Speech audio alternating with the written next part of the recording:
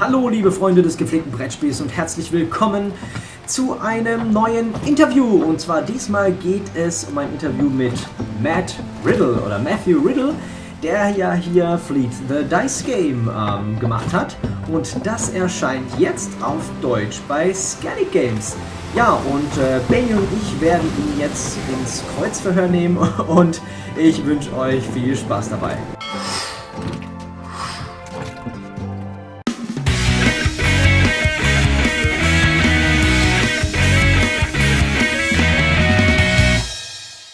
So, hi friends of the loving board game community. We are here in the interview with Matt Riddle. Hi, Matt. Hello, how are you guys?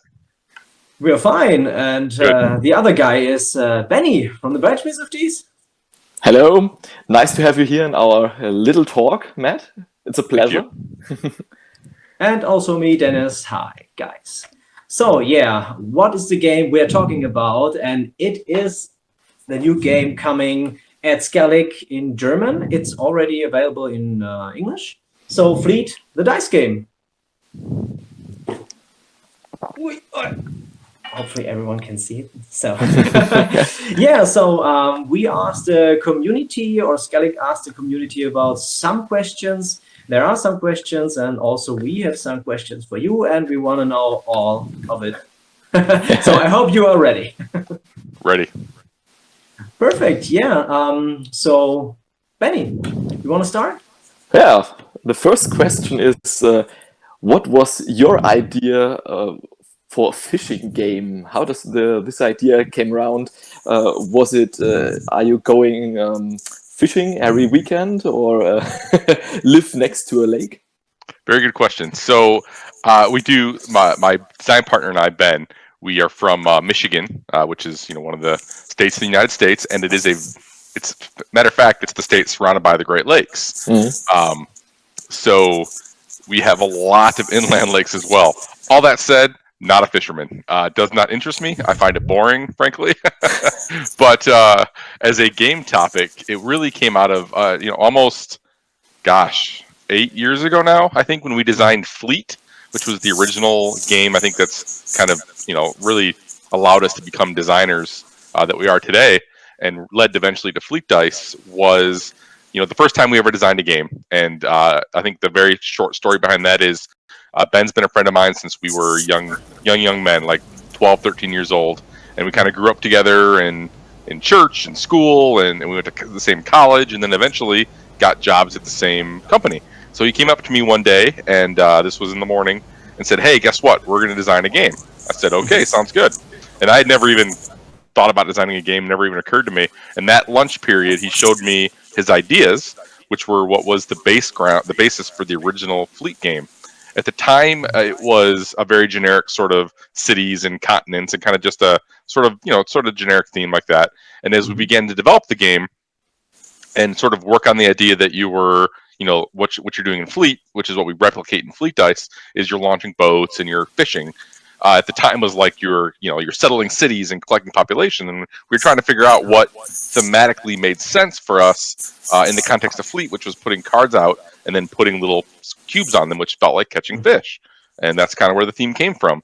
And we sort of leaned into the commercial fishing theme. Frankly, at the time, Deadliest Catch was kind of new and very popular, and we thought that was kind of a cool thing. So we leaned into that sort of commercial fishing end of it, and that's kind of where Fleet came from. And then now, almost 8 years later, Fleet Dice, which is, as we'll get to, I'm sure at some point, the dice version, or really a roll and write version of Fleet. But really, they're frankly, very different games. But they're kind of, that's the progression, I guess. That's how we got to the fishing theme.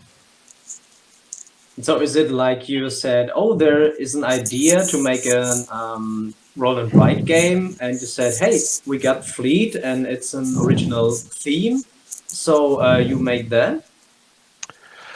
Well, Fleet, with Fleet Dice, we actually set out specifically to make a roll and write from Fleet. So in the case of Fleet, the original, the mechanics definitely came first. In this case, we wanted to make a game specifically as a follow-on to Fleet. So we went into the idea saying, how would we replicate the feelings you get in Fleet, which is sort of the engine building that you get in Fleet, in a roll and write setting.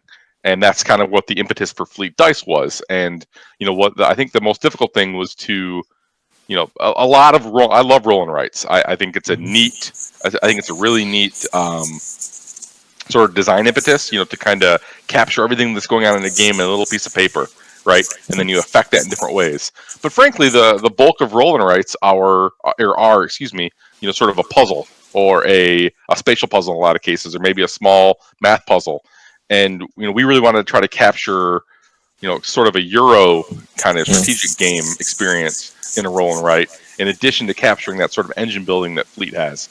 So that was really kind of the driving factor behind Fleet Dice. And frankly, it that idea was there, and then what it grew into was more than we ever expected. Honestly, it's just like 2 sheets, and it's combos everywhere, and it's a very frankly heavy roll and write. And I think that's actually if I'm to be honest, that's probably been the reason it's been as successful as it has so far with the English releases, because it was one of the first games to sort of step up, I would say, in weight in the roll and write class from sort of and I love Welcome to, and I love Silver and Gold, and all those great little Quicks and all those great roll and writes. But Fleet Dice was one of the first ones to sort of say, take a step past that and really be a heavy game in that space. The expert roll and write. Exactly. And that was also the first thing that that makes me happy. So it's like, okay, roll and writes are nice because they are on the lighter side. You can play it when you go by train or something like that. I'll say, hey, let's play something about 10 minutes or so. But the roll and write aspect is a nice game mechanic, and you made something that's more to think about, but also to get more things to happen there. So it's interesting. Yeah, and that's actually that when we realized what we were kind of had with Fleet Dice, it made even more sense to kind of keep it in that that Fleet line, so to speak, because Fleet's not a light game, but it's not a heavy game either, but it's a thinky game. So I think it helped people's expectations be set when they played Fleet Dice, because if you went into Fleet Dice expecting quicks, then you'd be like, what happened? You may not really enjoy yourself. So, setting an expectation that there's going to be some depth and a little bit more, a little longer game, a more strategic game, a deeper game, really helped. And plus, Fleet's it's been great for us. It's been very successful, over the last 8 years. And we're really excited. I just wanted to say, and kind of say thank you to all of you, but especially to Skellig, because this is really, I think Ben and I have been pretty successful, but this is our first true German release. We've had like English games released in Germany, but this is our first full German language release, so we're really excited. Okay, so this was not your first project together with Ben Pinchbeck, wasn't it? And Nope. How is working with him, and how does it fit this cooperation? Yeah, no, it's great. So, Ben and I design only together. So we've had other people come in, like we've had a third designer in a few cases. Like one of our other large games is a game called Wasteland Express Delivery Service, which was through Panasaurus and Ismade, and or Asmodee, excuse me. And that was John Gilmore was our third designer on that one. But Ben and I design exclusively together in the sense that we don't design separate. We only design together, and then sometimes with other folks. So again, I've known Ben for a really long time. We have we're friends, like legitimate. Is one of my best friends in the world, and that helps. It allows us, frankly, to kind of cut through the red tape, as they say. So I'm a proponent of design with a partner, because it's very easy to have an accountability when you're designing with another person to make sure that you're making progress. Because designing is fun and it's a hobby, and we both have real jobs and families that are our focus. But you still need a little bit of professionalism in when you're designing to keep things kind of moving along. Otherwise, things get stagnant. And having a design partner allows you to have that accountability. And Ben and I, because we've known each other for so long, and because we've we're such good friends, we can kind of be very straightforward and honest with each other. And sometimes that means yelling or arguing, which so from the outside may look, but for us, it's just part of our communication. So it allows us to really kind of cut to the chase and be efficient with our time. And it helps us too, frankly, because we design a lot of things that no one ever sees. And I think we're the combination of the two of us allows us to really focus on the things that we think have a chance at success. And therefore, I would say our rate of games that are completed to publish is very high, because we are able to we do a lot of things for a couple of months and we abandon them because we don't feel they're good enough and would rather work on something else that we think maybe has a better chance to to be successful. Nice. Yeah, it's always good to know somebody and you can say, hey, that's a crazy idea. Yeah. So from the game idea to the final product, how long does such a process take? So everything. Right. It can be a while. It depends on, I think we found it depends a lot on, the type of game. We do a lot of card games. That's kind of one of the things that we've done a lot of, that we've been, I guess, known for lack of a better word. We've had a few this year.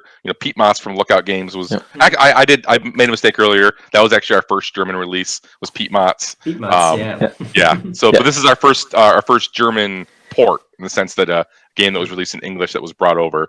That was a dual release with Asmodee and Lookout. But all that to say, I think those are a little quicker. A game like Fleet Dice, a roll and write has some distinct advantages for production. And Eagle Griffin is somebody that we've worked with a lot. They were our first publisher with Fleet, and they've done, I think, four or five of our games, or maybe six even, over the time before Fleet Dice. So, we're very familiar with their production and very familiar with their processes. So a game like Fleet Dice can turn around very quickly, because honestly, the components aren't that difficult to manufacture. And I say this, every company has their own development process as well. Because Ben and I, again, because we design as partners and we're able to play our games so many times, I do think we are often a little quicker through development than other games. And I say that not arrogantly, but just because that ability to rep games as often as we're able to allows us to sort of clean the edges off before it gets in front of a professional developer at a game company. So we've had some games that have probably gone from signing to publishing within 6 or 7 months. I would say the average is probably closer to a year and a half. And again, that's really from the day you pitch it and sign it, so to speak, to the day it releases. Sometimes it's much longer. We've had some games that took 3 or 4 years. It just kind of depends on really the state of the game and the publisher. Every publisher is different. So. All right. Our next question you answered some minutes before already. If this is your main job, or if you have a normal full-time job, you answered some minutes ago. Are passionate in your free time, or how does it come to develop your own board games? Right. So, yep, it is definitely. I would love it to be my full-time job, but I have a house and teenagers and that kind of thing. So, till we sell a few more copies, that dream won't happen. But yeah, Ben and I actually are both engineers. We both work in what's the defense industry in America, which is military, etc. And I think we both have kind of moved out of, say, classic engineering into other things, but by degree and by background, we're engineers. So because we worked together prior to the pandemic, we were able to design games at lunchtime. So we get together for lunches. We have a big cafeteria. We kind of, we bring a little card game usually, or a little small box, and we would sit at a table and eat our lunch and kind of work on a game for, a half hour, 40 minutes. And then we get together, most weeks at night for a few hours. I have 2 teenagers. Ben's got 5 kids under 11. So he's a little busier than me. So it's been this year's been a little tougher, again, plus the pandemic as well, to get together. But we still try to make progress when we can. But that's our primary design time. Is that sort of once a week kind of after hours, where he comes over usually at say 8 o'clock, and then we work design till 2 or 3 hours, and then whatever we get done, then we kind of talk about throughout the course of the week, and then get back together again. So that's where we find the time. So it's definitely a hobby. I think it always will be, honestly, unless something becomes the next ticket to ride. But that's okay. And we do it because we love it. And I think the fact that we've been able to, honestly, if I'm monetize it at all, has been awesome, right? I mean, it's kind of one of those things where our jobs pay the bills, and then designing is what we do for fun anyway. If it happens to also come with a check, that's great. That's awesome. Yeah. Next question about game mechanics. So, do you create the theme first or the mechanics first? I would say most of the time we are mechanics first, in the sense that, like, so Ben is kind of the idea. Like, he's got a notebook and he writes down. He has like he'll have some idea and he'll write it down, and it, may not be anything, but it's just a thing. And right, it's a kernel, right, that we've got to kind of grow into a real thing. So that's most of the time. Now, there are certainly games like Pete Mops was one, for example, that we referenced earlier, or Little Songbirds, as it's called in the U.S., though most people call it Pete Mops, is one that he has a bird feeder in his backyard. And, he just said, hey, I want to make a game about a bird feeder. So that led to the design of Pete Mops. There's if you've seen the game, it's got kind of a center tableau in the middle that's a shared thing where the seed cards are falling and there's birds approaching the perches. And, that kind of physical implementation of a bird feeder is what really led to the rest of the game. And that game is very much inspired by like Arboretum and Parade, these fantastic card games that I love playing, he loves playing. So, that in that case it was theme first. Again, like I was describing with Fleet, Fleet was certainly mechanic first. He had this idea for how the licenses would work and the multi-use cards. But as we were designing the game, we began to see, in the case of Fleet, it took us, that was our first time we designed a game ever. And it took us over a year to design. Now we're much quicker generally. And that game sort of, I think the theme came out of the mechanics. Like as we were playing, we said, what is this? What does it feel like we're doing? And that allowed us to actually pick a theme, which was fishing, and then come back around and sort of let the mechanics kind of grow a little bit from that theme. So I'd like to think, unless it's a true, abstract kind of game, like, we've got a game called Morocco that's an abstract, frankly. I mean, it's got a little theme on it, but, it's primarily an abstract game. Then we'd like to try to let the theme sort of, kind of evolve with the game when we can. But, I think the way we both work, again, we're both engineers, so that allows us, to kind of sort of do the math in our heads, I guess you could say. So then that kind of really means that we're generally thinking, I would say mathematically and mechanically as often as not. Okay. In Fleet the Dice game, you have like two separate sheets. So is it in your prototype? Did you have the first sheet and you thought, hey, there's the mechanic we can do with a separate dice rolling where you can have these buildings to make something, or yeah, how do you construct it? How was it in your prototype maybe? Yep. So the prototype started as one sheet and it kind of grew. So we knew we had the idea of the fishing. So like the left-hand sheet as you think of it in Fleet the Dice game. So you've got your boats and your licenses, which really, again, that comes right from Fleet. The idea that you have licenses that you can achieve throughout the course of the game, and that you're doing this down sort of a track, right? That as you unlock the dice, you're gaining boats or better licenses of that type. So in the idea, mechanically there was, okay, so we're going to take the cards in Fleet and we're going to put them on dice, right? So the 6 sided of the dice are the 6 different, fish types, or the 5 different fish types, and then coins in this case. So that was, kind of the core idea. And then as it began to expand, we knew that we wanted to do something with the coins that led to these bonus actions, which I think is something that really, kind of people love about Fleet Dice, is that as you kind of play the game, you gain these free actions and they lead to things that lead to actions. And there's kind of this sort of, steamrolling kind of bonus chain that you can do that's very rewarding and fun throughout the course of play. So as we began to, kind of have the idea that we wanted to have the 5 base, fish types or boat types, and then we also needed to also have King Crab and what it did. We began to have, frankly, the need to have more things to unlock and spend coins on, and that sort of second phase of the game. We always knew it was going to be kind of a 2-phase game where you had a fishing phase and sort of a town phase, and that kind of grew into the town and the wharf and the market and the things that it was. So I think for our prototype, it was just all one 8.5 by 11 piece of paper.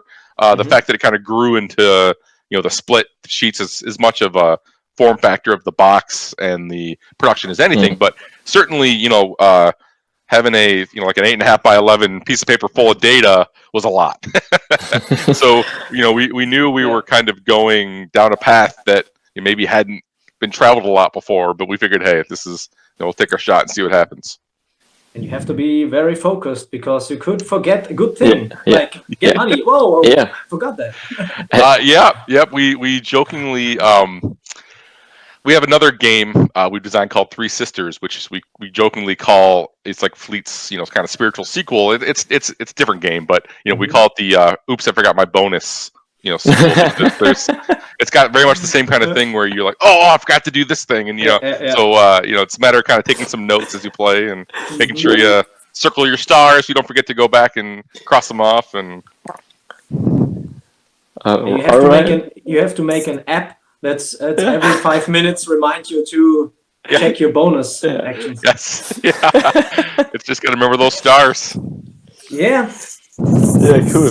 So, what's the next big thing in your head, or have you already something in pipeline? You say, okay, I can tell a bit because maybe it will be released later this year or in next year.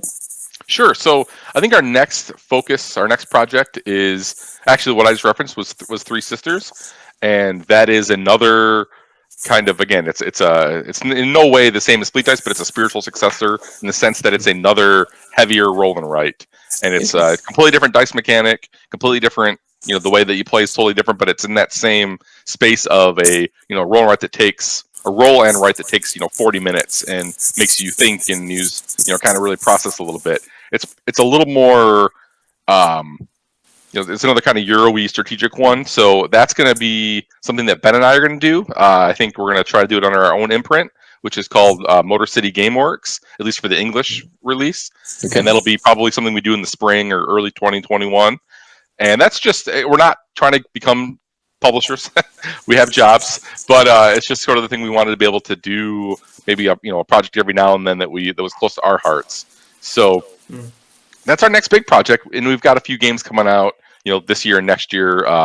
Sleepy Hollow has been this long process that we've had with Greater Than Games, and they've been excellent, but it's taken a really long time to go from they had a Kickstarter, about 3 years ago, and it's had a really long development cycle and production cycle. So that's finally due out at the end of this year. That's totally different for us. That's a complete break from anything we've done. It's a very thematic, story-driven, dice and combat and co-op and all these things that we have done very little of, frankly. So, but it's exciting, and it's a big box with minis and the whole shebang. So that's our next big project, and then I think we've got a few things next year. Again, we love card games. That's kind of how I grew up in the Midwest of the U.S., which is the games like euchre and pinochle and poker and cribbage and hearts and spades and all these awesome sort of classic card games are what I grew up playing. So, and Ben as well. So we kind of loved working in that card game space. So we've had a game very recently come out with Renegade Games called Stellar, which is a 2-player game. And we've got actually the follow-up to that is going to come out next year with Renegade. It's a 2 to 5 player game. It's, again, kind of a thinky, again, very much like Pete Mott. It's a very sort of thinky card game. We kind of jokingly call them disappointingly mathy card games, because that was one of the reviews of Pete Mott's, was that it was disappointingly mathy. So we've kind of jokingly kind of leaned into that a little bit. And but again, that's sort of the space we like to work in, right? Is that sort of that kind of next level space where it's a little thinkier than it looks like it's going to be. We want to surprise you a little bit from when you sit down and when you start playing, like, oh, okay, and you really have to kind of start thinking and using your brain and thinking through your strategies a little bit. Yeah, cool. Yeah. Awesome, yeah. And so, did you have plans to come to Germany to Spiel this year? Sadly, it does not happen, but or will it happen? Yeah, we really want to one year. We have we had a release that was supposed to come out, and I won't say with who because it hasn't been announced. It was going to be their Spiel release this year for 2020.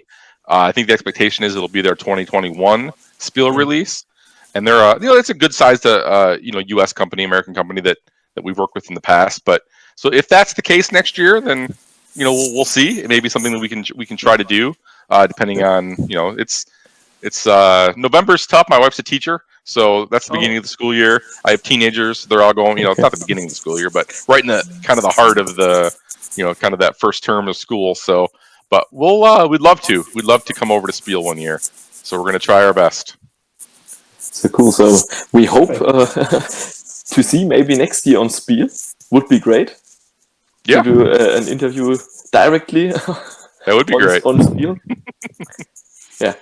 Yeah, but first, for Spiel, there will be Fleet the Dice game in German because it's in October, November. It will be available, so you can purchase it, or not purchase it, but Pre-order. Pre-order now. Yeah, so very interesting.